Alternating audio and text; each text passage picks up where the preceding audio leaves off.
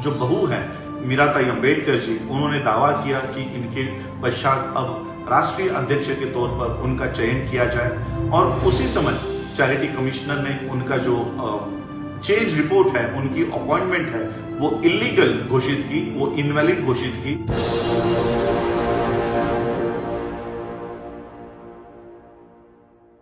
जय भीम, नमो बुद्धाय। आज फेसबुक पे लाइव आकर आप लोगों से बात करने की वजह यह है कि कई दिनों से मुझे बुद्धिस्ट सोसाइटी ऑफ इंडिया, जो बाबा साहब अम्बेडकर जी ने स्थापन की हुई ये जो संस्था है, इस संस्था के बारे में कई लोग मुझे सवाल कर रहे हैं कि एट प्रेजेंट इस घड़ी में कितने गुट इसमें काम कर रहे हैं। तो आज मैं ये विषय आप लोगों के सामने रख रहा हूं कि आज बाबा साहब की इस संस्था में कितने फ्रैक्शंस, कितने फैक्शंस, कितने गुट काम कर रहे हैं। पहले तो आपको एक समराइज वे में बुद्धिस्ट सोसाइटी ऑफ इंडिया के बारे में बता देता हूं। जिस संस्था का मैं काम कर रहा हूं, मेरे साथ हजारों लोग इस संस्था को चला रहे हैं। सभी स्टेट्स में, चाहे वो दिल्ली हो, हरियाणा हो, उत्तराखंड हो, महाराष्ट्र हो, पंजाब हो, तेलंगाना हो, हैदराबाद हो, आंध्रा हो, कई सारे स्टेट्स में आज बुद्धिस्ट सोसाइटी ऑफ इंडिया की कार्यकारिणी बनी हुई है। यूथ बहुत बड़े पैमाने पर इस संस्था में काम कर रहा है। तो उन कार्यकर्ताओं के लिए और जो लोग इस संस्था के वेल विशर है, मुझे डोनेशंस देते हैं, बुद्धिस्ट सोसाइटी ऑफ इंडिया को डोनेट्स कर रहे हैं, उन लोगों को एक समराइज्ड, संक्षिप्त बुद्धिस्ट सोसाइटी की जानकारी देना चाहता हूं। डॉक्टर बाबा साहब अम्बेडकर जी, आप सबको पता है कि 1950 में वर्ल्ड फेलोशिप ऑफ बुद्धिस्ट के कॉन्फ्रेंस में गए थे। 1950 में जब बाबा साहब ने देखा कि विदेशों में उस समय ये एक संगठन तैयार हो रहा है जो बौद्धों का संगठन होगा और विश्व के बौद्धों को एक मंच पर लाया जा रहा है। 1950 में बाबा साहब को ये जानकारी मिली। बाबा साहब इस वर्ल्ड फेलोशिप ऑफ बुद्धिस्ट के फाउंडेशन में शामिल हुए। 1952 और 1950 में ये तय हुआ कि हर 2 साल में एक बार सभी बौद्ध देश एक मंच पर आएंगे। तो 1950 के फाउंडेशन में बाबा साहब गए। 1952 में बाबा साहब उस वर्ल्ड फेलोशिप ऑफ बुद्धिस्ट के कॉन्फ्रेंस में जाने की कोई प्रूफ नहीं है। तो 1954 में जब बाबा साहब गए तो बाबा साहब ने भारत में बौद्ध धर्म को कैसे पुनर्जीवित किया जाए, इसका पूरा ब्यौरा वहां पर रखा हुआ है। ये स्पीच बहुत फेमस है, Buddhist movement in India a blueprint के नाम से ये स्पीच फेमस है। सभी जो अम्बेडकराइट्स है, बुद्धिस्ट है भारत में, वो इस स्पीच के ऊपर काम उन लोगों को करना चाहिए। तो 1954 में बाबा साहब गए और फिर 2 साल यानी 1956 बौद्ध धर्म की दीक्षा लेने के बाद बाबा साहब फिर यहाँ पर उनकी आखिरी कॉन्फ्रेंस के लिए गए। 54 के कॉन्फ्रेंस में जब बाबा साहब गए, तब बाबा साहब भारत में आने के बाद उन्होंने बुद्धिस्ट सोसाइटी ऑफ इंडिया, ये संस्था बाबा साहब अम्बेडकर जी ने बनाई। बाबा साहब अम्बेडकर जी ने ये संस्था बनाई और संस्था बनाने के हार्डली एक साल 2-3 महीने के बाद ही बाबा साहब अम्बेडकर जी का देहांत हो गया, महापरिनिर्वाण हो गया। और ये संस्था उस समय से जो खंडित होते आ रही है, वो 2015 तक ये खंडित रही। अनेक फ्रैक्शंस इसमें हुए। बाबा साहब के बाद भैया साहब अम्बेडकर इस संस्था के चेयरमैन के रूप में, अध्यक्ष के रूप में उन्होंने काम किया, संस्था को चलाया। उनके देहांत के बाद भैया साहब अम्बेडकर, यशवंतराव भीमराव अंबेडकर, बाबा साहब के सुपुत्र, इनके देहांत के बाद उनकी जो बहू है मीराताई अंबेडकर जी, उन्होंने दावा किया कि इनके पश्चात अब राष्ट्रीय अध्यक्ष के तौर पर उनका चयन किया जाए और उसी समय चैरिटी कमिश्नर ने उनका जो चेंज रिपोर्ट है, उनकी अपॉइंटमेंट है, वो इलीगल घोषित की, वो इनवैलिड घोषित की। और तब से लेकर 2013 तक, 1977 से लेकर 2013 तक और 2015 सुप्रीम कोर्ट तक ये संस्था विवादास्पद रही। अनेक फ्रैक्शंस इसमें काम कर रहे थे और 2013 में हाई कोर्ट ने और 2015 में सुप्रीम कोर्ट ने इसकी जजमेंट देकर इसकी सारी समस्याएं जो है वो खत्म कर दी। एट प्रेजेंट जब ये संस्था के 2013 के और 15 के जजमेंट आए, उस समय इस ट्रस्ट के 7 ट्रस्टियों में से सिर्फ 2 ही ट्रस्टी जिंदा थे। एक थे अशोक मुकुंदराव अंबेडकर और एक थे पीजी ज्योतिकर। और इन दोनों ने जब देखा कि 5 ट्रस्टीज की पोस्ट खाली है, तब अशोक मुकुंदराव अंबेडकर, इन्होंने उनका चेंज रिपोर्ट दायर किया जिसमें 5 लोगों का उन्होंने चयन किया और 2015 में पीजी ज्योतिकर इन्होंने अपना चेंज रिपोर्ट दायर किया, जिसमें उन्होंने उनके 5 लोग अपॉइंट किए। तो इन दोनों के 5 अशोक अंबेडकर जी के और 5 ज्योतिकर जी के, ये दोनों चेंज रिपोर्ट आज भी पेंडिंग है। अशोक मुकुंदराव अंबेडकर जी के चेंज रिपोर्ट में मेरा नाम दर्ज है और इसलिए कानूनी तौर पर एक जीवित ट्रस्टी ने एक कमेटी गठित करके वो गए हैं, इसलिए आज कानूनन हम लोगों को अधिकार है। और उसी तरह से पीजी ज्योतिकर उनके जीवितपन में उन्होंने चेंज रिपोर्ट दायर किया है, जिन 5 लोगों को उन्होंने लिया है, तो उन्हें भी जब तक दोनों चेंज रिपोर्ट्स के ऊपर बहस नहीं होती और बहस होकर किसी एक को फाइनल नहीं किया जाता, तब तक दोनों को कानूनन अधिकार है। तो ये 2 फ्रैक्शंस है। तो आज लोगों को ये बताने के लिए मैंने ये वीडियो किया है कि लोग मुझे पूछ रहे हैं कि ये लोग भी बुद्धिस्ट सोसाइटी को क्लेम कर रहे हैं, आप भी क्लेम कर रहे हो, तो एक्चुअल काम कौन कर रहा है? Actual Buddhist society of India किसकी है, किसके पास है? तो मैं कहना चाहता हूं, आज जो ज्योतिकर जी, पीजी ज्योतिकर के बारे में आप लोग इंटरनेट पर सर्च कर लीजिए, उनका बैकग्राउंड क्या था, वो किस बैकग्राउंड से है, और आपको पता लगेगा इंटरनेट पर अगर पीजी ज्योतिकर डालते हो तो टाइम्स ऑफ इंडिया की एक न्यूज उसमें रिफ्लेक्ट होती है और उसमें उनका उल्लेख, पीजी ज्योतिकर आज तो वो नहीं है हमारे बीच में, इसलिए उनके ऊपर कुछ टिप्पणी करना मैं अभद्र समझता हूं, लेकिन टाइम्स ऑफ इंडिया में उनका उल्लेख विश्व हिंदू परिषद के सीनियर मोस्ट लीडर के नाम पर होता है, पीजी ज्योतिकर, और उनके कई सारे आर्टिकल्स द ऑर्गेनाइजर्स में है, जिनका उनका उल्लेख आरएसएस के हेड सीनियर मोस्ट लीडर के तौर पर होता है। तो इन्होंने जाते जाते उनके विचारधारा के लोग इसमें घुसाए हैं, इसमें इस संस्था में दिए हैं। अशोक अंबेडकर जी ने 5 नाम दिए हैं। तो आज ये 2 फ्रैक्शंस काम कर रही हैं। तो कुछ लोगों को लगता है फिर मीराताई अंबेडकर जी का क्या हुआ, वो राष्ट्रीय अध्यक्ष हुआ करती थी, उनका क्या हुआ? भीमराव अंबेडकर जी राष्ट्रीय कार्याध्यक्ष लगाता है, वो कहां से है? तो ये जो फ्रैक्शन है मीराताई अंबेडकर जी का, भीमराव अंबेडकर जी का, ये 2013 और 15 के जजमेंट के अनुसार वो इनवैलिड घोषित हुआ। इनको बुद्धिस्ट सोसाइटी ऑफ इंडिया का नाम तक लगाने का अधिकार नहीं है, ऐसे सिटी सिविल कोर्ट ने जजमेंट पास की। ये जजमेंट पास होने के बाद मीराताई जी को, भीमराव जी को, हालांकि वो मेरे परिवार से ही है, मीराताई जी मेरी दादी लगेंगी, भीमराव जी मेरे चाचा हैं, तो कानूनन इनको बुद्धिस्ट सोसाइटी ऑफ इंडिया का नाम लगाने की भी रोक लगी हुई थी।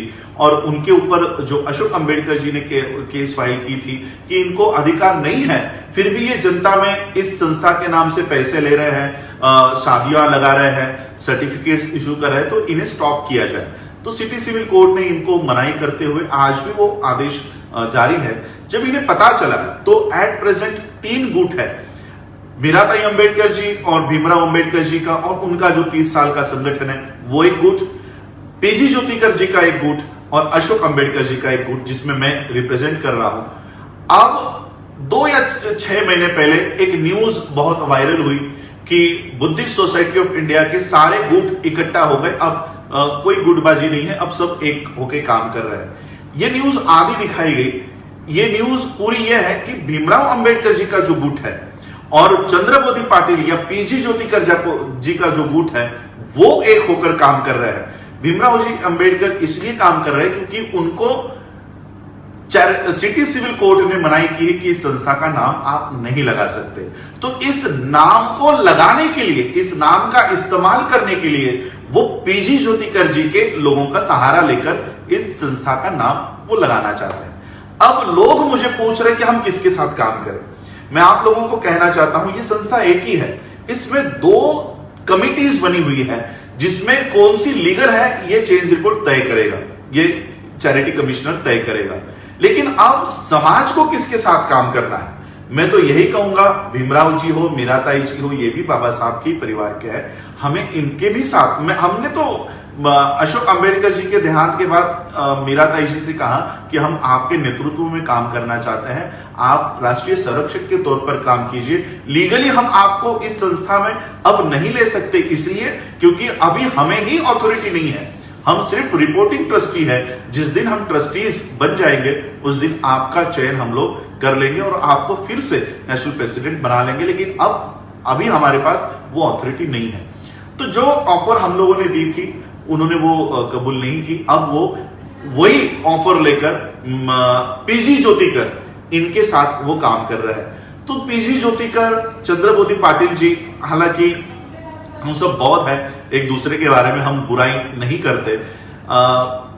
चंद्रबोधी पाटिल जी का इंटरव्यू हमने देखा, उसमें वो खुद कबूल कर रहे हैं कि हम सब सीनियर सिटीजन्स हैं। चंद्रबोधी पाटिल जी की एज मेरे ख्याल से अबो 65-70 तक है। मीराताई अंबेडकर जी की एज अबो 82 है। भीमराव अंबेडकर जी की एज अबो 70s में है। तो ये जो सारे सीनियर सिटीजन्स का एक गुट है, इनका 30 साल से काम है, समाज में प्रेजेंस है, उसको हम कभी डिनाई नहीं करते और ना ही करेंगे, और ना ही हम कभी इनको रोक रहे कि आप काम मत करो, काम करो। अब जो समाज को ये दुविधा में फंस गया है कि हम किसके साथ काम करें, भीमराव जी के साथ या राजरत्न अंबेडकर जी के साथ। तो मैं कहना चाहता हूं जो भी हमारे सीनियर सिटीजन्स है, सीनियर सिटीजन्स, और वो काम क्या कर रहे हैं, शादी लगाना, शादी लगाने में सर्टिफिकेट्स बांटना, विधि करना, कोई मर गया तो विधि करेंगे। आप लोग मुंबई या महाराष्ट्र में रहते होंगे तो आपको बौद्धाचार्य ये कॉन्सेप्ट आपने देखी होगी कि बौद्धाचार्य क्या करेगा, शादी लगाएगा। तो ये जो सीनियर सिटीजन्स है, भीमराव जी, मीराताई जी, चंद्रबोधी पाटिल जी, हरीश रावलिया जी, ये शादी लगाने के कामों में व्यस्त है। तो मैं कहना चाहता हूं कि जिनको शादियां लगानी है वो मीराताई जी के अंडर काम करे, वो मीराताई जी को सपोर्ट करे, वो भीमराव जी को सपोर्ट करे। लेकिन हम क्या काम कर रहे हैं? मैं काम कर रहा हूं बुद्धिस्ट यूनिवर्सिटी के ऊपर, मैं काम कर रहा हूं बुद्धिस्ट एंटरप्रेन्योरशिप के ऊपर, मैं काम कर रहा हूं बुद्धिस्ट इकोनॉमी के ऊपर। अभी आप लोगों ने मेरा वीडियो देखा होगा, अभी पिछले संडे को हमने ठाणे डिस्ट्रिक्ट में डॉक्टर बाबा साहब अंबेडकर जी के नाम से इस महाराष्ट्र की नहीं, देश की पहले बौद्धों की बैंक की संरचना हमने की है, और वो जल्दी ही उसके 75 लाख रुपए हम सरकार को देकर इसका रजिस्ट्रेशन फाइनल कर रहे हैं, ताकि हमारी खुद की इकोनॉमी खड़ी रहे। सारस्वत ब्राह्मणों की एक बैंक है जो कोऑपरेटिव सोसाइटी के नाम पर खड़ी हुई, आज लाखों करोड़ों का उनका टर्नओवर है।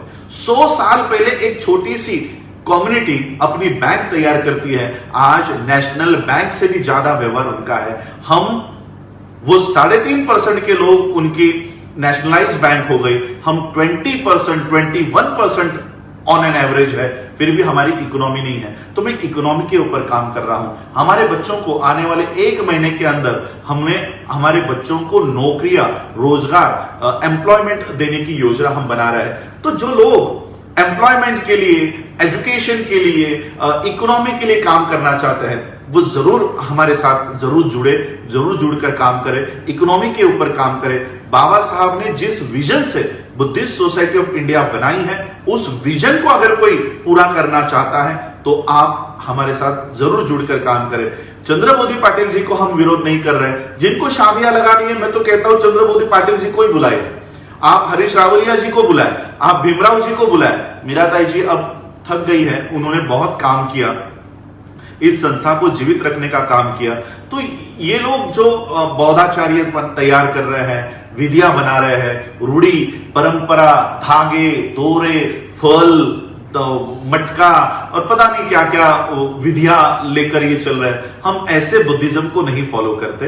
बाबा साहब ने जो बुद्धिज्म हमें दिया है, तर्क के ऊपर आधारित, बुद्ध एंड हिज धम्मा में बाबा साहब ने खुद लिखा है कि बाबा साहब ने परंपरा के विरुद्ध में भी बात रखी। तो इसलिए हम लोगों को उस तरह का बुद्धिज्म हम लोग इस देश में खड़ा करना चाहते हैं। WFB, world fellowship of Buddhist, जिसमें बाबा साहब ने ये संस्था बाबा साहब ने निर्माण की, उस वर्ल्ड फेलोशिप ऑफ बुद्धिस्ट के साथ मिलकर हम काम कर रहे हैं। वर्ल्ड की एजुकेशन हम इंडिया में ला रहे हैं, क्योंकि न्यू एजुकेशन पॉलिसी ने वर्ल्ड के दरवाजे खोले हैं, और अगर उसमें हम अपनी प्रतिनिधित्व, रिप्रेजेंटेशन नहीं लेते तो हम पीछे छूट जाएंगे। इसलिए समाज को उस दायरे तक लेकर आने के लिए मैं काम कर रहा हूं। तो ये वीडियो मैं इसलिए बना रहा हूं कि हमारे कार्यकर्ता मीराताई जी का लेटर या भीमराव जी का लेटर या चंद्रबोधी जी का लेटर कि देखो वो काम कर रहे हैं, उन्हें काम करने दो। मैं तो हमेशा आप लोगों को, कार्यकर्ताओं को ये कहूंगा, किसी की लाइन मिटाओ मत, अपनी लाइन बड़ी करो, अपनी लाइन बड़ी करो, अपना काम बड़ा करो। उनका जो काम है, मेरा कंपटीशन मीराताई जी से, भीमराव जी से, चंद्रबोती पाटिल से, हरीश रावलिया जी से, इनसे कभी हो ही नहीं सकता। क्योंकि ना तो मैं आपके पूजा विधि लगाने के लिए आने वाला हूं, ना तो मैं आप लोगों को कोई मरने के बाद आपके पूजा करने के लिए आने वाला हूं, ना तो कोई पैदा होने के बाद नामकरण के लिए आने वाला हूं। मैं ये सब काम नहीं करना चाहता और ना ही करने वाला हूं। मैं काम कर रहा हूं बुद्धिस्ट यूनिवर्सिटी के लिए, मैं काम कर रहा हूं बुद्धिस्ट बैंक के लिए, मैं काम कर रहा हूं सेल्फ एम्प्लॉयमेंट के लिए, एंटरप्रेन्योरशिप के लिए और बाबा साहब के कॉन्स्टिट्यूशन के लिए। तो ये हमारे काम है। जो इन कामों को साथ में करना चाहता है वो हमारे साथ जुड़कर काम करे। जिनको विधियां लगानी है, जिनको पूजा अर्चा करनी है, जिनको बौद्धाचार्य बनाना है, वहां पर शंकराचार्य होते हैं, हमारे बौद्धाचार्य होते हैं। यही काउंटर हम आज तक कर पाए हैं। इसलिए जिनको बौद्धाचार्य बनाने हैं वो ज्यादा से ज्यादा संख्या में मीराताई जी से जुड़े, भीमराव जी के साथ काम करें। जिनको शादियां लगानी है, मैं तो ये कहूंगा बौद्धों को अपनी शादी बाबा साहब ने जो एक्ट दिए हैं उन एक्ट के अनुसार रजिस्टर मैरिज करनी चाहिए। बाबा साहब ने कहा कि अपना खर्चा, अपना पैसा इन सारे चीजों पे वेस्ट मत करो, रजिस्टर मैरिज करके आप अपने, बाबा साहब ने कहा कि ऋण निकालकर सन यानी फेस्टिवल मत मनाओ।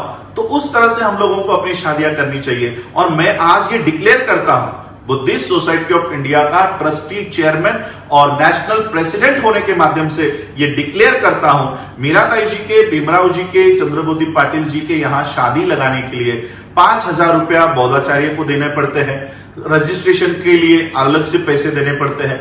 और जब तक बौद्धाचार्य आकर शादी नहीं लगाता तब तक वो शादी वैलिड नहीं होती, या तो वो शादी नहीं होती। इसलिए मैं आज पूरे जिम्मेदारी से ये अनाउंस करता हूं, जो कोई अपनी शादी लगा सकता है वो शादियां लगाए। अपने जिनको ये विधि, बाबा साहब ने किताब, छोटी सी किताब लिखी है, जिनको विधि करना आता है वो अपनी अपनी शादियां लगाए। नहीं लगा सकते, हमारे यहां से धम्मदूत हमने तैयार कर रखे हैं, एक भी रुपया उनको देने की जरूरत नहीं है। क्योंकि कुछ कंप्लेंट्स मेरे पास आई थी।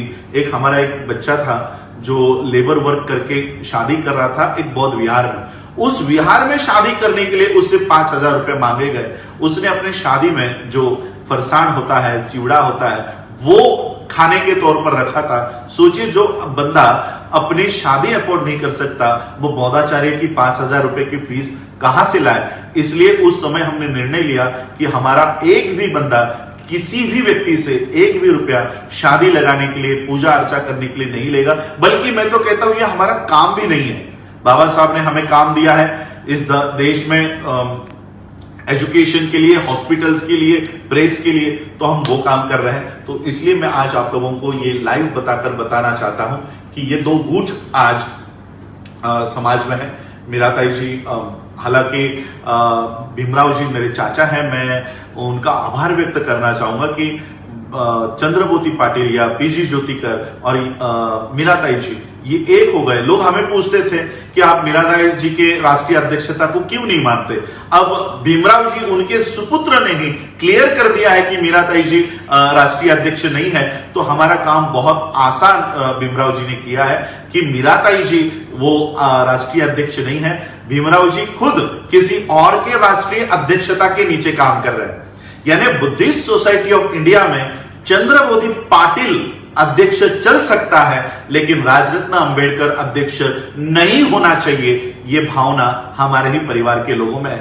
तो मैं भीमराव जी का आभार व्यक्त करना चाहता हूं कि उन्होंने खुद लोगों को बता दिया है कि हमें पाटिल की अध्यक्षता कबूल है, लेकिन अंबेडकर की अध्यक्षता कबूल नहीं है। लेकिन मैं बाबा साहब की इस संस्था को गलत लोगों के हाथों में नहीं दे सकता, गलत लोगों के हाथों में जाते हुए नहीं देख सकता। इसलिए अंतिम सांस तक इस संस्था को बचाने की लड़ाई मेरी चलती रहेगी।